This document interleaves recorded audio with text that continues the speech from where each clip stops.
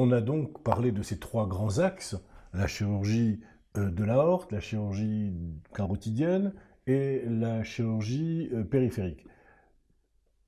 Dans la chirurgie de l'aorte, c'est quoi qui domine? Sont les anévrismes de l'aorte qui dominent? Non, pas vraiment. Les anévrismes de l'aorte sont très importants parce que ils font montre des progrès extraordinaires de nos techniques chirurgicales qui ont été bouleversées par la technologie. Sinon, évidemment, la chirurgie de l'aorte, c'est une chirurgie qui, comme la chirurgie cardiaque pour les artères coronaires, est due à des lésions d'athérome, c'est-à-dire cette fameuse athérosclérose, qui est une surcharge des parois artérielles qui entraîne des rétrécissements, que nous appelons des sténoses, de la lumière de l'artère et qui entraîne une diminution du flux vers l'aval.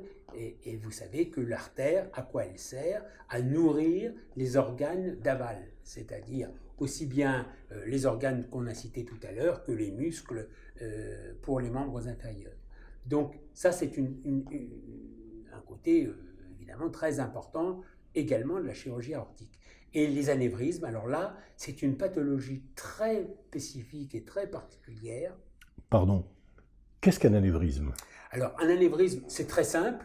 On peut le définir d'une façon parfaitement simple. C'est une perte du parallélisme des bords, des parois de l'artère.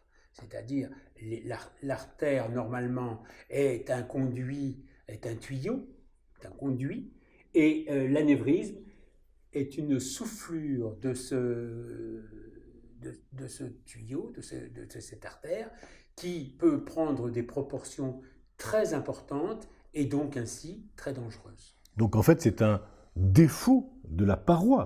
C'est un défaut de la paroi. Absolument, je synthétise. Qui présente une pathologie, et qui vient à se gonfler, comme on pourrait dire un ballon de baudruche, qui se gonfle progressivement et qui devient ainsi assez important, très important et dangereusement important.